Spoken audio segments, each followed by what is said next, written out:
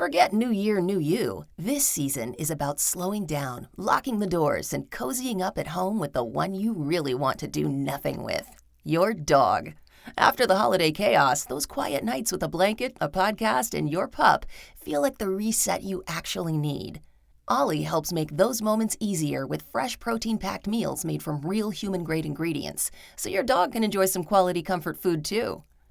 Choose from 5 recipes and get a personalized plan for your dog's needs. Meals arrive perfectly proportioned with a scoop and storage container, so serving is fast and mess-free. And with Ollie's in-app on-demand health screenings, supporting your dog is easy, ensuring more cuddles for many years to come. Visit ollie.com/truecrime and use code TRUECRIME for 60% off your first box.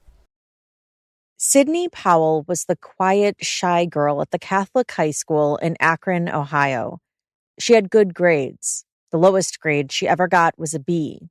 She played soccer, although 2 concussions landed her in the hospital.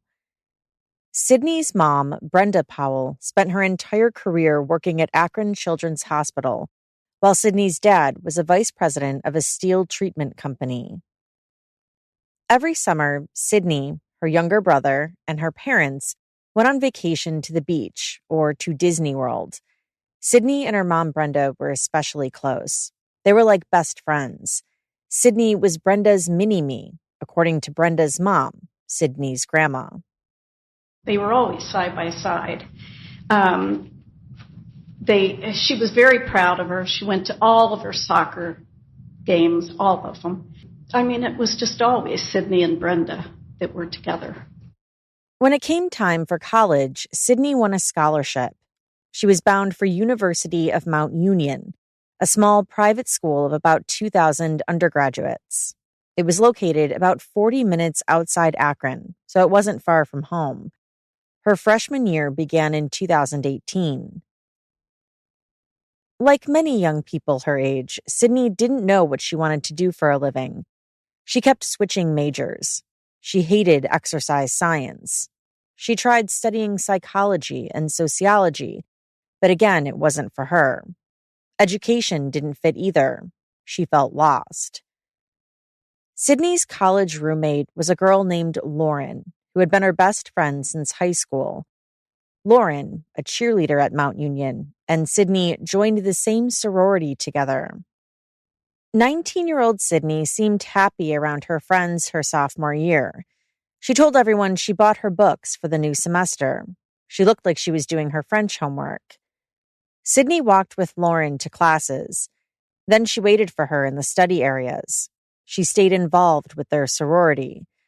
But weird things were happening. When the girls got back from winter break in their sophomore year, Lauren noticed Sydney's name tag was missing from their dorm suite.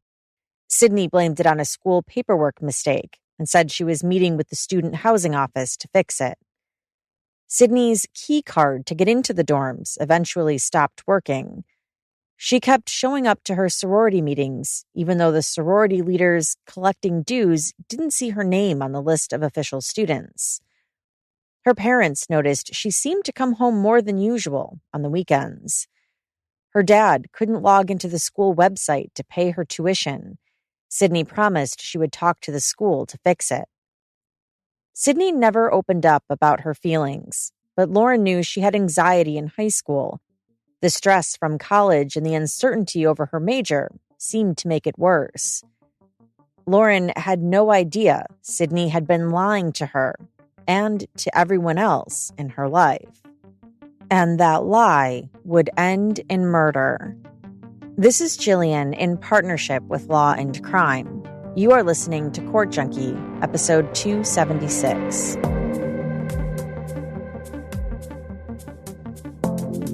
I'm always looking for ways to get myself to drink more water, whether it's to carry around one of those really big drink holders or using one of those reminder cups that let you know that you should be drinking this much by 1 p.m. and this much by 3 p.m. As you likely know, drinking water is important to staying hydrated and healthy. But if you're like me, you'd probably rather not drink tap water. After all, according to extensive research by the Environmental Working Group, 3 out of 4 homes in America have harmful contaminants in its tap water. That's why you have to check out AquaTrue. AquaTrue purifiers use a 4-stage reverse osmosis purification process, and their countertop purifiers work with no installation or plumbing. That's the type that we have at my house. It removes 15 times more contaminants than ordinary pitcher filters. And if you don't want the countertop version, they have water purifiers that fit every type of home, including higher capacity ones that go underneath your sink. They even have a Wi-Fi connected purifier and alkaline mineral options. The technology AquaTrue uses is the same technology used by all the major bottled water brands, but now it's available in your home without the plastic waste. And the filters are affordable and long-lasting. Instead of having to change them every 2 to 3 months, AquaTrue filters last from 6 months to 2 years. And I saved the best part for last. The water tastes fantastic, and you can really notice a difference. I've been drinking more water, and so have my husband and our kids. And with AquaTrue, I know that it's not just filtered, but purified.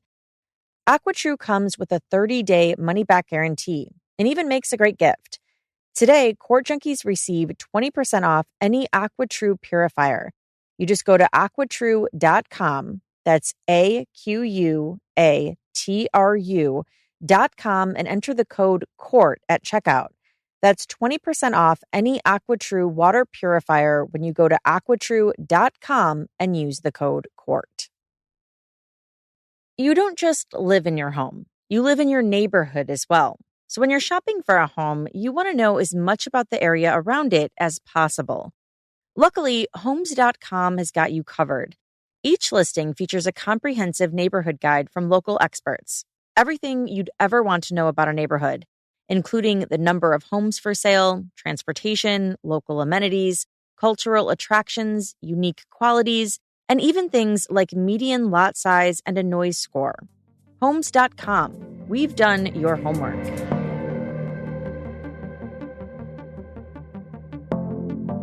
Sydney Powell had been lying to her friends and to her family. While they believed she was in her sophomore year at University of Mount Union, in reality, she was failing her classes. And by sophomore year, she was put on academic probation. She was suspended for the semester starting January 2020. The school wanted her to take a break from her academics and refocus. She was required to move out and leave campus. During winter break in December 2019, Sydney went home to celebrate Christmas and New Year's with her family without telling them what was happening. Then she returned to Mount Union and pretended like nothing happened. She acted like she was still a student, even though she was no longer enrolled. Michelle Gaffney, the Associate Dean of Students, confronted her after she heard that Sydney was still going to sorority events that January. I said, Sydney, there seems to be some confusion. It seems as though you haven't moved out of your residence hall yet, from what I can tell.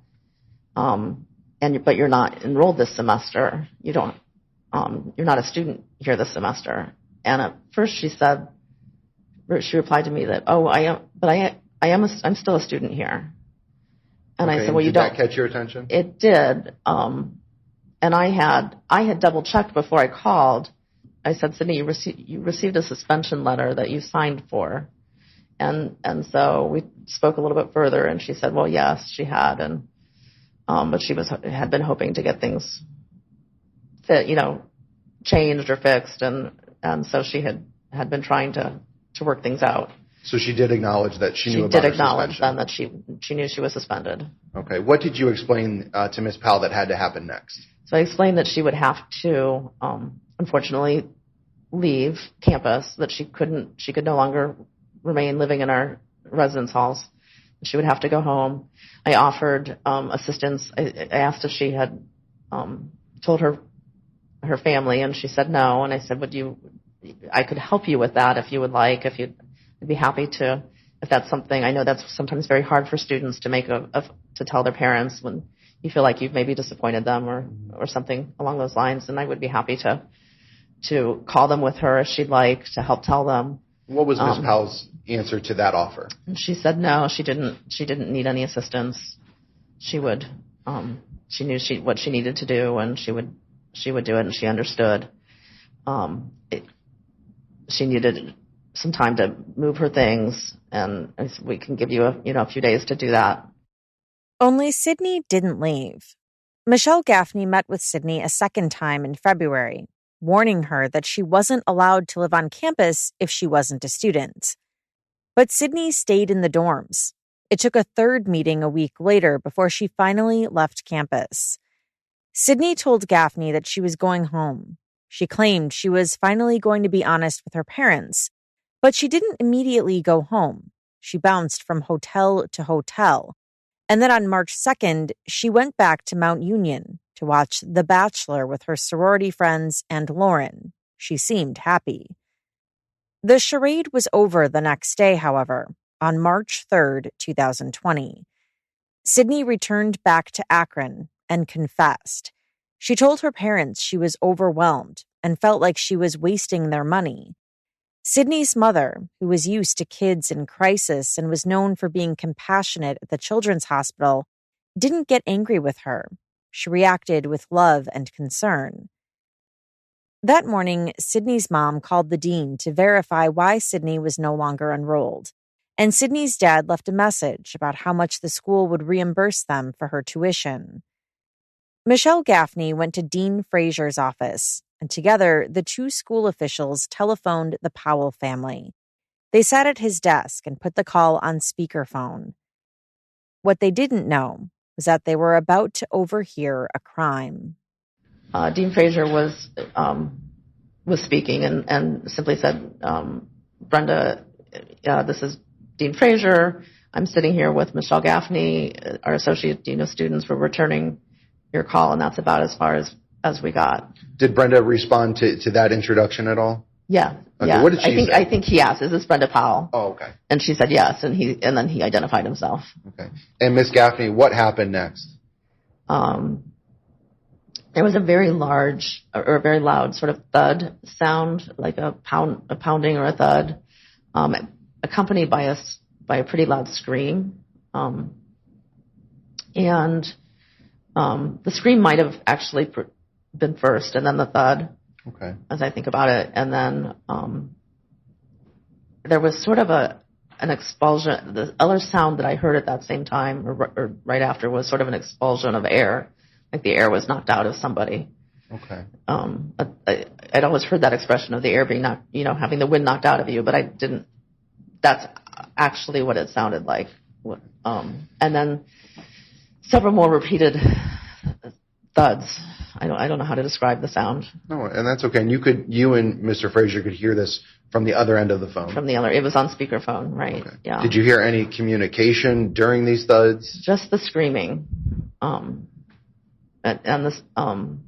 so we were both talking into the phone, saying, what's happening? Are you okay? Do you need help? What's going on? Michelle Gaffney would later testify that she very definitely felt like someone was being attacked. We weren't getting an answer. I think at some point I said, if you can't respond, we're going to call the police. If we don't hear if no one can tell us what's going on. The dean's has an administrative assistant right outside his door. So I said, well, I'm going to get Sydney's address. And he kept talking. And so, Mr. Frazier? Mr. Frazier, yeah, Dean Frazier. So I opened the door and told our admin, I said, I need Sydney Powell's address right away. While they were looking up the address, they heard more thud noises and screaming. The phone cut off, so they tried calling the number back, but no luck. On the third try, someone picked up. Dean Frazier said something along the lines of, Brenda, is that you? Are you there? And the voice on the other end said, yes, this is Brenda. Yes, this is Brenda. Now, Ms. Gaffney, did you recognize that voice on the line? Yeah. Okay. Was that Brenda Powell? It was not Brenda. Who did you recognize that voice to be? I was sure it was Sydney. Both Dean Frazier and I looked at each other and sort of shook our heads at each other and said, that's not Brenda. And he then said, Sydney, I think this is you. This is not Brenda. And what happened next? The phone went dead.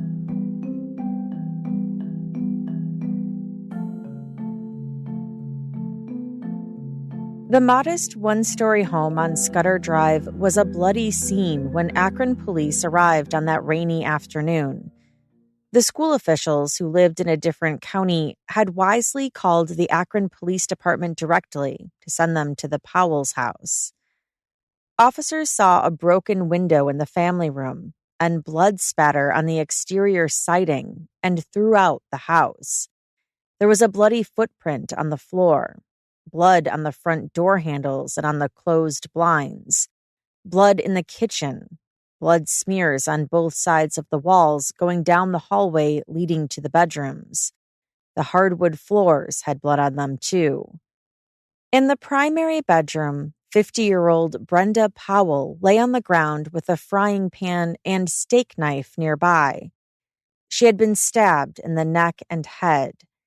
She had blunt force trauma wounds on the front and back of her head, as well as bruises on her arms and cuts on her left ring finger and her left wrist.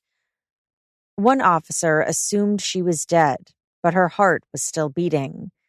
She was taken to the hospital, where she later succumbed to her injuries. Police didn't know if Sydney, who stood at 5'1" and about 100 pounds, was also a victim. Her fingers were cut, requiring stitches. She was saying something about a break-in and her mom. She was pointing towards the hallway, talking about all the blood, the Akron police report said. Sydney would hardly talk. She wouldn't give a description of the intruder. She went outside, where she collapsed on the driveway and lay in the rain. She seemed to be in and out of consciousness. She mumbled on the way to the hospital and then gave a police officer a blank stare when he asked her to repeat what she was saying. At the hospital, the only thing she would say over and over again in a whisper was, "Get out of the house, get out of the house." Sydney was separated from her family as she got medical attention and as police began investigating. "You need to understand that I'm losing my patience with this. I want to see Sydney," Sydney's maternal grandmother demanded. One officer told the family they didn't know if Sydney was a suspect or a victim and what happened in the house. "That's ridiculous. Have you met the little girl?" Sydney's uncle asked. Investigators soon dismissed the idea that Brenda's attacker broke into the house. It didn't add up. According to prosecutors, the broken window had been staged to look like the house was broken into. Nobody could have fit through that window, and there were no other signs of forced entry. The only other person who had been in the house with Brenda was Sydney. Sydney was indicted for murder. She was taken to a psychiatric hospital and evaluated by medical professionals. Their diagnosis? She was schizophrenic. Her mental illness surprised her family because Sydney hadn't shown any symptoms before, and her life seemed devoid of any risk factors. Miss Powell would later undergo a series, extensive interviews with psychologists and psychiatrists, doctor's appointments after doctor's appointments. Initially, she would disclose to doctors that there was a break-in, that she was in the basement when they heard a glass break, and that later she blacked out. All she could remember is waking up with a knife in her mom's throat and that she was trying to stop the bleeding. She tells doctors that when she's initially met with them. Now, she continues to seek care. She continues to go to the doctors, and she continues to tell them that she blacked out from when she was in the basement and she cannot remember what happened. For prosecutors, this was an emotionally charged case. The victim's family didn't want Sydney to face murder charges. Brenda's husband and mom, Sydney's dad and grandma, both supported her. "I don't know why we're doing this," Sydney's dad said, according to the Akron Beacon Journal during a pretrial hearing. "This isn't what anyone wants here. I don't know how she can handle it. I don't know how I can handle it. I'm trying to keep my family together." Brenda was killed in 2020. Sydney's trial began in September 2023, although she wasn't behind bars during the lead up to that. Her dad posted her $25,000 bond, and she was soon released after her arraignment. She began living on her grandma's farm. The 100-acre property with animals and a century-old house was the kind of environment that her grandma hoped would make Sydney healthy again, like her old self. Sydney was getting mental health treatment and taking medicine that stabilized her. Can you describe, if you noticed, what effect did the medication have on Sydney in the beginning, for the first few months? I felt that she was still a bit, I don't know how to describe it, maybe glazed over a little bit. She took it like clockwork, but I felt that it was dragging her down a little bit until she adapted to it. So was there a routine where Sydney would take her medication at the same time or same day? She takes it at the same time every single day. And did there come a time where you noticed any improvement in Sydney's kind of demeanor, her attitude, her personality, her thinking, her process, any of that? Yes, her processing was improving. She started to have more facial expression and a little bit more shine to her eyes, where she didn't seem so out of it all the time. It wasn't that she was out of it. I don't want to overspeak that, but she just had more of a glow to her. You could tell she was starting to feel better. She talked a little more. She was improving. It was obvious to me that she was improving. Okay. And Sydney had a counselor during this whole time? Yes. And was she compliant? Was she seeing her counselor as well? Oh, yes. Yes. Were there times where Sydney would experience some breakthrough symptoms?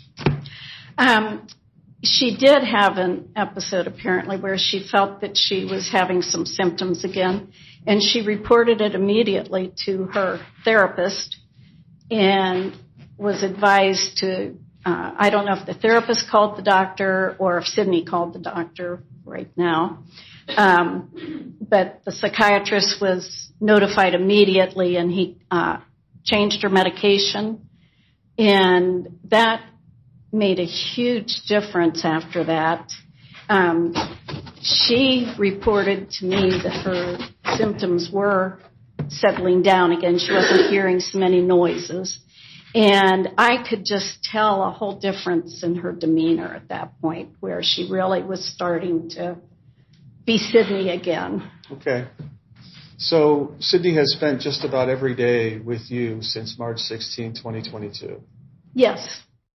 Elizabeth Brown, Sydney's grandmother and Brenda's mother, would end up testifying for the defense. I know you're not a psychologist, but have you seen signs and symptoms of mental health issues with Sydney? Yes. And you know Sydney, you know Brenda. Do you believe, Mrs. Brown, that Sydney would kill Brenda because she was suspended from Mount Union? Objection. I'm going to sustain that objection as well. More from Sydney's trial right after this quick break from our sponsors.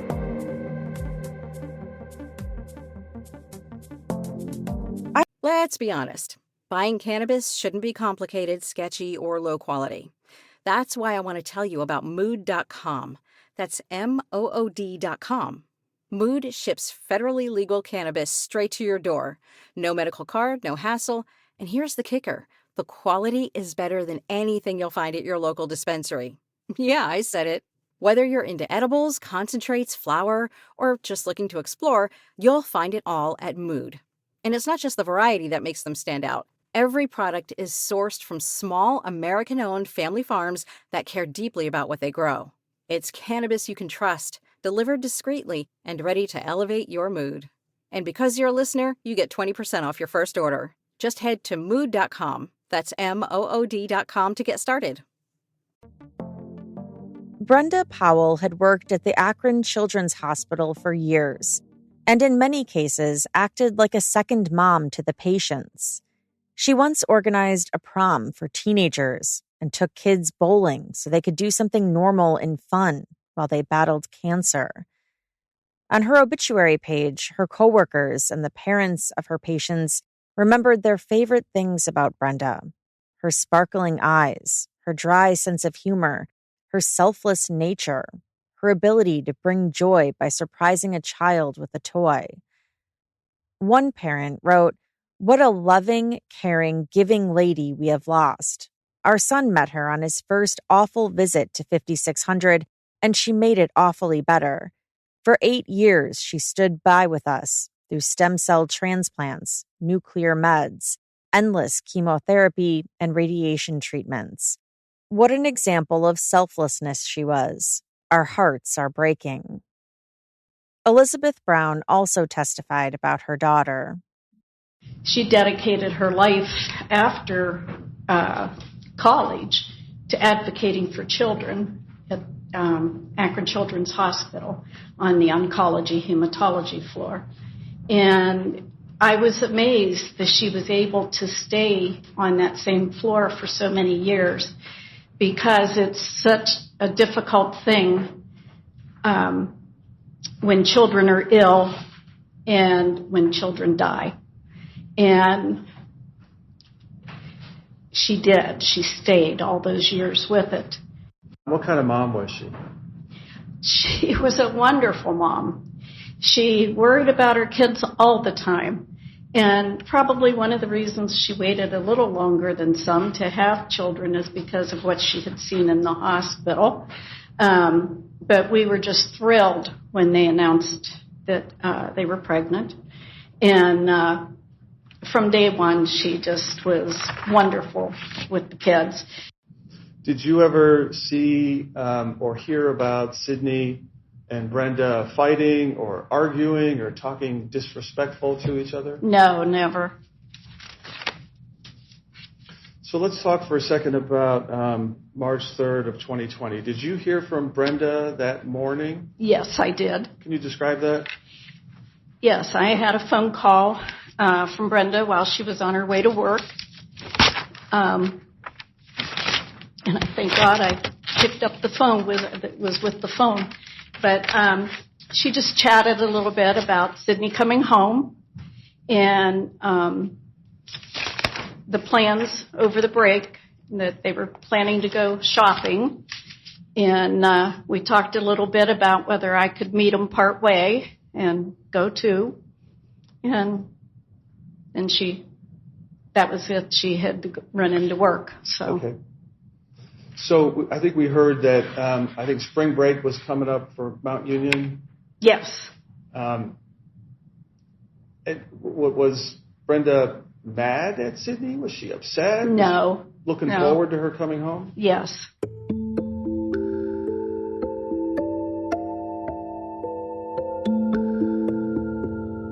Sydney was like Brenda's mini-me, and Brenda was Sydney's best friend.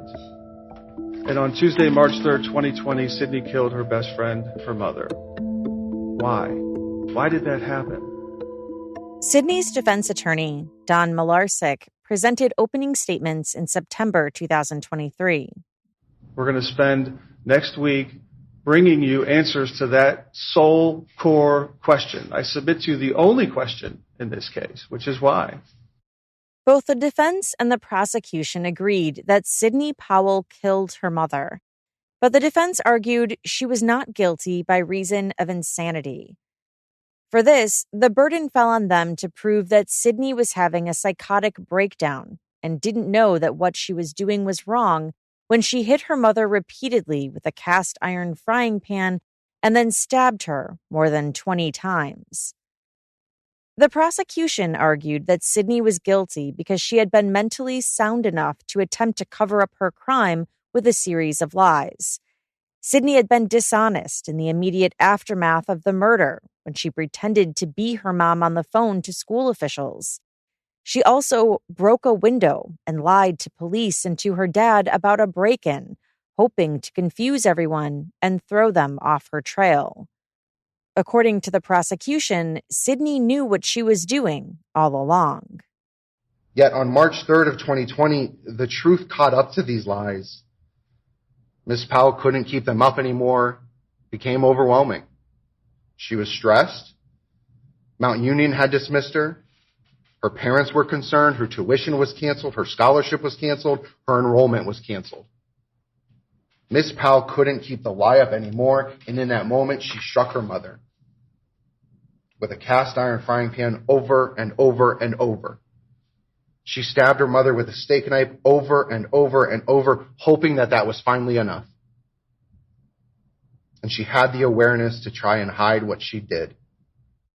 The defense argued that Sydney had a psychotic breakdown for 25 minutes when she killed her mother, her best friend.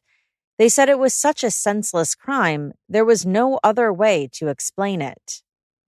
And what you're going to hear is there are classic symptoms of schizophrenia that now, looking back, these doctors can point and identify and talk about that were missed. They're going to talk to you about how schizophrenia manifests itself in late teens and early 20s. That's when this is common. You're going to hear that Cindy was reporting before March of 2020 audio and visual hallucinations. She was hearing voices. You're not worth anything. You're worthless. People know it. You're a failure. Those were the voices. She was seeing things, cartoon figures, looking like fire was coming out of her hands. She's going to talk about the doctors are going to talk about, and the records are going to show these delusions of reference, meaning Sydney believed that everyone was talking about her. Miss Mulligan, the teacher from St. V, is going to come in and talk to you about an episode, a specific episode when Sydney was in her junior year at St. V. This is when she had a 3.8 grade point average, doing extremely well. She had a project. And you'll see when stress is placed upon Sydney or anyone with a serious and severe mental disease, bad things happen. When Sydney had to give this project, all of a sudden she kind of froze. And she tells Miss Mulligan, I couldn't read the numbers. A friend of Sydney's takes her to their favorite teacher, Miss Mulligan, and they talk. And Miss Mulligan, the teacher, will tell you that Sydney was really confused, was distraught, was upset. I had never seen her like this. And it was what we would all now probably call a panic attack. He said when Sydney got suspended from school, she built a fake reality in her mind where everything was okay. This is more than a lie. This is a false reality. This is Sydney creating a world where everything is okay. I mean, how can you imagine going back to the university when you've been expelled? You know you can't be there. But she still says that. She shows up in January of 20, and her name's not on the door. Her key card's not working. She can't get food in the cafeteria. She's not in any classes. But she's created this fake reality, this false alternative reality that everything's okay. She's strapping on her backpack and pretending to walk to class. She's hiding out in the student center, the study room, waiting for her friends to come back. She's pretending to study. And the voices are getting louder. And her symptoms are growing stronger. She's sleeping more. She's isolating. She isn't going out. And she is not dealing with reality. He said when Sydney's parents learned about her suspension, Brenda embraced her. And the last thing Sydney remembers is mom saying, it's going to be okay. She's giving her a hug on the couch. It's going to be okay. And in that moment, Sydney has a psychotic break from reality. Everything comes crashing in. And for the next 25 minutes, everything Sydney Powell said, everything she did, was done because of a severe mental disease, schizophrenia, that prevented her from knowing the wrongfulness of her conduct. How do we know that? This evidence that you're going to see screams out insanity. The brutality of this incident screams out insanity. The lack of a motive screams out insanity. He said there was no planning of the murder. He pointed out that Sydney's car was in the garage, and he said she would have fled if she realized what she was doing. She made no attempt to clean up anything or leave the scene. You're going to see this body-worn camera of these two officers. And I ask you to watch Officer Legacy's camera carefully. And what you're going to see in Officer Jackson's body-worn camera, what you're going to see is Officer Jackson taking Sydney out of the house and putting her down by the bottom of the driveway near the mailbox. It's raining. And about 5 minutes after that, Sydney falls over and hits her face on the cold, wet pavement and goes catatonic. You'll see it for yourself. Her face is scratching on the pavement, and you'll see the pictures of that. She's clawing on the asphalt, and you'll see the pictures of that. She's hyperventilating, she's in shock, and she's catatonic. And she's taken from the scene to Akron City Hospital. And at Akron City Hospital, she spends March 3rd and March 4th there, and you will hear and see from Detective Bertina King, who tries to go and make sense of this. At this point, law enforcement doesn't know. Is she a victim? Is she a suspect? What's going on? And Sydney is completely catatonic. She's mumbling to herself, "Get out, get out, get out." He said even the doctors that day were concerned about her mental health. She is showing psychiatric symptoms of catatonia, and Dr. Ivan, who evaluates her, says, and you'll have these records, there is a concern for acute psychosis as a result of schizophrenia, concerns also for PTSD, post-traumatic stress disorder. That's not our experts. That's the hospital that's saying this within hours of Sydney arriving there.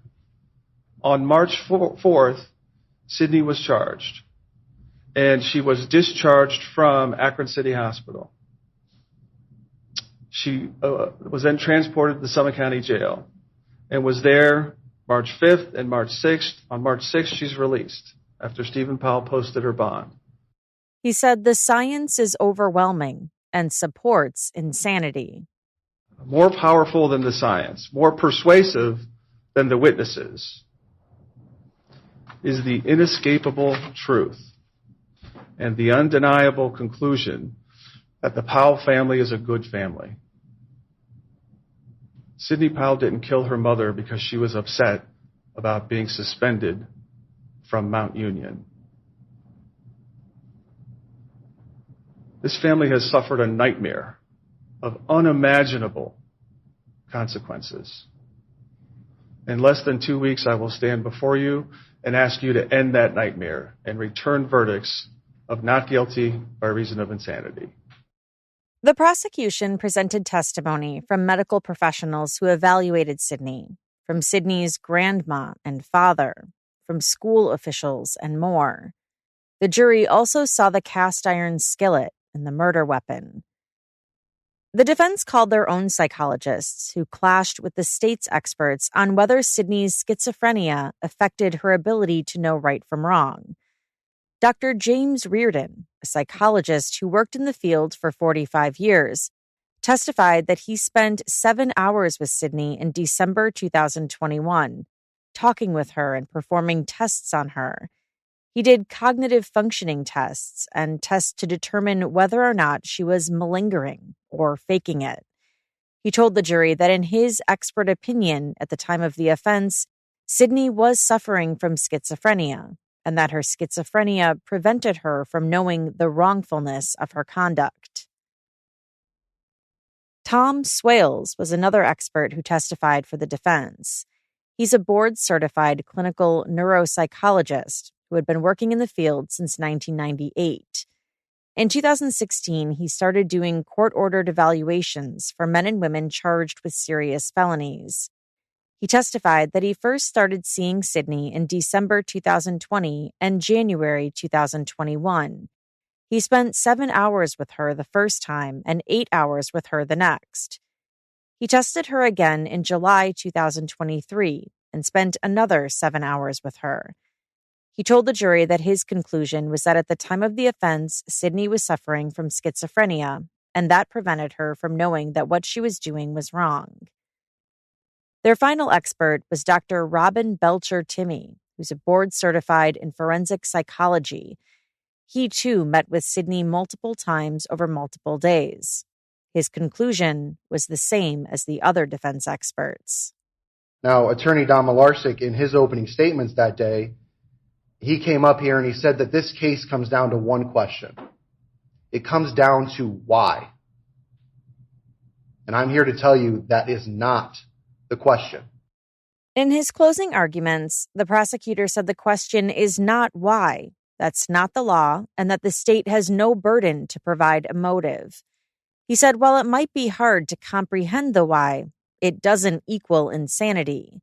The core question, he said, is whether or not Sydney was suffering from a mental disease which was severe, and whether she knew the wrongfulness of her actions. Because it's the state's belief that by following the evidence, by following the science, it doesn't add up. But I want you to look at the evidence. I want you to hear from the detectives that testified, the crime scene photos. It wasn't frenzied. Those were isolated attacks to Miss Brenda Powell's face, head, skull. The stab wounds were isolated to her throat only. This was not frenzy across her body. There was a purpose in this attack. Dr. Reardon says that during the week of February 24th through 3/3, Miss Powell was completely delusional in a full-blown psychotic break. But he doesn't provide any evidence to support that. He tells you that there's a delusion that Miss Powell still thinks she's enrolled at Mount Union. But if she's still enrolled at Mount Union and believes she's a student, why does she not go to class? Why is she not emailing professors for homework? Why is she not contacting her RA? Hey, my name's not on my dorm. Because there is no delusion. Miss Powell knows she's not a student there. And she's just not ready to face that truth and tell those around her. She's not ready to disappoint them. She doesn't have control over it. She's trying to buy herself time. He agreed that right after the murder, at times, Sydney looked as though she was catatonic, and the body camera worn by the first responding officers showed that. But he argued that the footage that was shown to the jury during Dr. Reardon's testimony was only 90 seconds of edited clips. And there's no doubt, we saw the same clips that you did, that Miss Powell has completely shut down. But what Dr. Reardon fails to acknowledge is the moments before she tips over, the moments before she stops talking. Because when police arrive, she's immediately able to communicate with them. Is my mom okay? Is she going to be okay? There was a break-in. We heard a bang. She's immediately telling her story. And when Officer Jackson gets to her, are you hurt? No. Okay, well, let's go outside. I want my dad. I want my dad.